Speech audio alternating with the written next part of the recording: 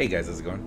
DUJ2 here, and welcome back to Fortnite Save the World and patch time. So we are going to go through here and we're going to talk about the patch notes. So let me pull this up and we're going to jump into version 7.10 or 7.10. We've got two things here. We've got this 14 days of Fortnite and we've got the patch notes. So I kind of want to jump into the 14 days of Fortnite really quick first too. This is basically just the Frostnite event. It says Save the World is also getting into the spirit with both returning and new themed enemies. Bring your friends and team up against the holiday husks on the winter map. A new holiday quest unlocks every day and is added to your quest log. Complete these to earn snowflake tickets to use in the store. You can find the free upgrade llama pinata in the store each day. Nice. And make sure you check in for a free smorgasbord llama for a few days around December 25th. So that's kind of like our birthday present from Epic Games. Thank you for an amazing year of Fortnite. So, of course, that is Frostnite. We're definitely going to have to jump into that and see just how difficult that new event is going to be, which I've been hearing it's going to be a little bit interesting. All right, so let's go back into here and let's check out the 7.10 patch notes. What's new? The 14 days of midnight. 14 days of Frostnite, like I just talked. Limited time modes, weapons and items. These are for Battle Royale. This, I believe, is also going to be for Battle Royale. Yes. Yes. Events. Yes. Playground. Performance. Audio. UI. Art animation. Mobile. Etc. Okay. What's new in creative? Winter themed islands. That sounds really interesting. I am really getting into creative on my own time. I don't know how to bring it to you guys in videos because I'm just having fun just bouncing around and trying different things. I really would like to build a huge obstacle course and kind of have like people go through it or something. But honestly, like this winter village theme, it just looks fun just to make yourself a fun little village. I don't know. I don't know how to translate that into like YouTube content. I'm just having fun with it, and I kind of hope that maybe I could do it on stream. Right now I'm very busy. We have a lot to do in Save the World, so I don't know. We're gonna have to look at that. So I'm really not going to go through everything in creative right now. A couple of things that I did notice was the gameplay, that there's the glider redeploy, which is actually really fun to do. Kind of makes me wish we had a glider in Save the World. It would be interesting. It would be really interesting if you could just like build really high up and then glide to the other side of the map. I've thought it's really interesting. The creative tools and phones and the prefabs, I'm interested about this. 6 winter village prefabs, holiday prop packs, new cube colors to the cube gallery prefab. That's just fun to work with because you could just like build like gigantic like 8-bit kind of things. Winter nature gallery and additional ramps and floors to the obstacle gallery. I gotta tell you guys, I mean seriously, just creative, it seems like a really fun mode. It's just hard to it's hard to see it. Personally, I would love to see it a little bit more geared towards Save the World, or at least give us some Save the World stuff in it, because for me personally, I would love to design sort of like a map where I could like hone my skills, you know, like fight against 100 husks, you know, and kind of figure out, or even just watch the husks and learn how they move and what they do, you know, like figure out new techniques to survive husk waves and things like that. So I really hope that they integrate Save the World themes and Save the World, what can I call it, Save the World attributes and elements into creative. I really wish they do. Okay, so let's jump over to Save the World and let's check what is new. Look at Krampus from there. Look at that Krampus, man. All right, Save the World. Stay warm in the long winter nights. Keep the burner filled with blue glow in this new experience for Save the World. So it looks like we have a ninja with a sword. Is that supposed to be like a Rudolph kind of thing? We've got a really cool Santa with a very interesting AR. We've got Krampus with a cool... That doesn't really look like Krampus though. I mean, it looks like Krampus, but it doesn't look like Krampus. We've got a... I don't know. That's supposed to be like a Mrs. Claus, I guess. And of course, we've got the golden llama on top of the tree. That's adorable. I love that. I love that. Let me make this a little bit bigger for you guys. Uh, that's really cool, actually. That's really cool right there. Let's see what else we have. We've got, you can't help but notice that husk there in the corner or in the back there with the horns. That's cool. Okay, down tier crafting. Craft all your favorite end game weapons traps as lower tier versions of themselves. What does this mean?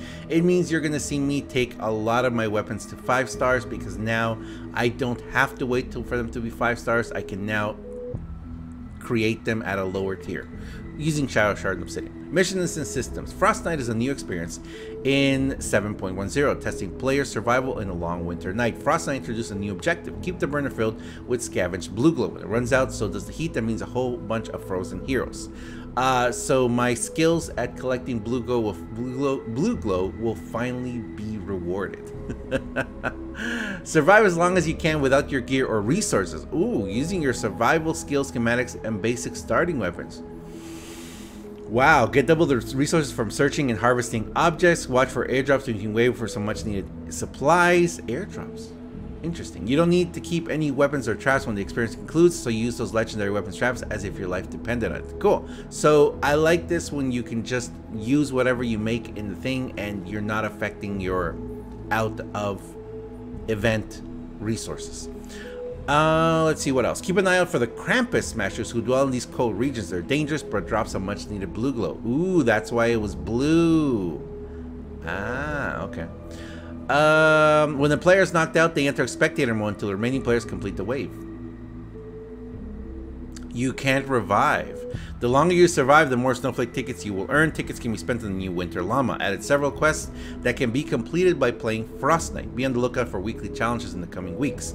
Down tier crafting is now available. Schematics that have been evolved to higher tiers can now also be crafted at the lower tier versions of the weapon and trap. The lower tier versions of schematics are lower level but also cost lower tier ingredients to craft.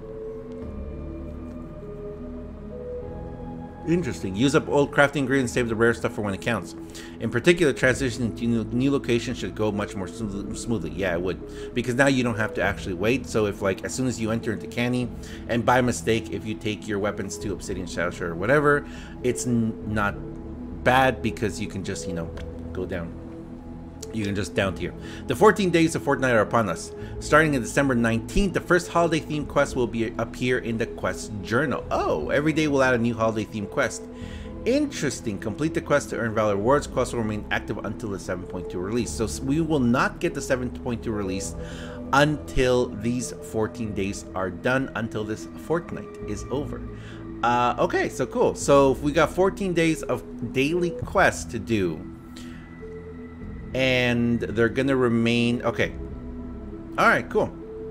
Added a new stat called armor, which replaces damage resistance. Any hero or weapon perks that granted damage resistance have been updated to grant armor. Individual perks have become stronger as a result, but the benefits of stacking have been reduced. Oh,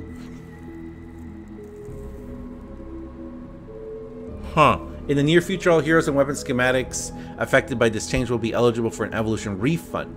You may choose to return the affected item to level 1 and reset all attached perks to their starting rarity, recovering all invested resources in the process. I hope, as well as perk and reperk. Perk ups and reperk. So perks. This right here is the part that I'm really interested in. And I am gonna make a video just talking about this because I have like talked about it a little bit here and there for the past months, but I really want to break it down because there have been some people who have been asking me, why is this so important for you? Why is it that you keep talking about this? What's the big deal? And to someone like me, this is a huge deal, and I will be talking about it soon. Why I see this, what do they call, evolution refund? Why I see this evolution refund as something that not only needs to be permanently in the game, but I'm glad they're finally introducing it, and I really hope they give us a chance. I really hope they give us a chance to just push it completely into the game full time, so you can do it on anything. Because right now it's only going to affect the ones, the heroes and weapon schematics affected by it. So anything with damage resist. Oh, I guess now's the time to put. If you can put damage resist on anything right now, now's the time to do it. Because then it'll be affected after for sure. The Storm King is now considered a group mission, which allows players to summon. Thank you for the follow or subscription, whoever did. I'm not live right now, but thank you. You know, I might have to turn that off just so we don't get a little, just so it doesn't become annoying. The Storm King is now considered a group mission, which allows players to summon one defender each for a total of 8 characters and find the boss. Nice. Bug fixes. Fix the empty message box that sometimes shown in joining the Storm King mission. Tracks in the bomb will now correctly link to the depot and launch it. Thank you. Fix an issue where during the Storm King fight, incorrect objectives could be displayed. Deliver the bomb will now always have valid paths in Ghost Stump sub-biome. Deliver the bomb now allows you to reverse direction on first created bomb. That's pretty cool. Deliver the bomb's always having problems. Missions that are temporarily unlocked during a campaign quest are no longer eligible for mission alerts. This prevents the creation of hidden mission alerts that cannot be seen by the majority of players. Some missions were unlocked by completing quests that are no longer main quests. These missions are now unlocked by completing the appropriate quests in the story campaign. Instead, medkit search area can no longer be destroyed. Fixed initiative allow players to build inside of blue globe pylons. Fixed initiative allow players to place a base inside of blue globe pylons. Oh, really? Interesting. Mimic inside? Mimic chests can no longer be destroyed after the mimic wakes. Okay. Wow. Oh, okay. These three are just interesting here. I wish I had seen those before. In-game. Fixed an issue with players getting stuck at screen with waiting for results. If using Rosie at the end of the match, it's no longer possible for any character to end missing at the final score screen. Fixed an issue that could cause a server crash when loading a Storm Shield. Fixed an issue with players able to increase difficulty during the build of quests. UI. Adding a context menu to the storage summary screen that follows favoriting recycling of newly acquired items. The quest page has a new visual callout, which will now communicate special events in the future. I'm not going to go through the bug fixes because this is something else I want to talk about soon. Thought I had turned that off. Especially because bug fixes are I have some issues with bug fixes and how they are being dealt with, and I do want to talk about that in a separate video because it's interesting. But make sure if you do have a bug that you report it. Check the Trello boards. You know, it's very, very important that you do that. Heroes. Cloaked Shadow Ninja added to the event store. Legendary version of Skirmisher subclass. Remember, we are not going to see these until Wednesday evening.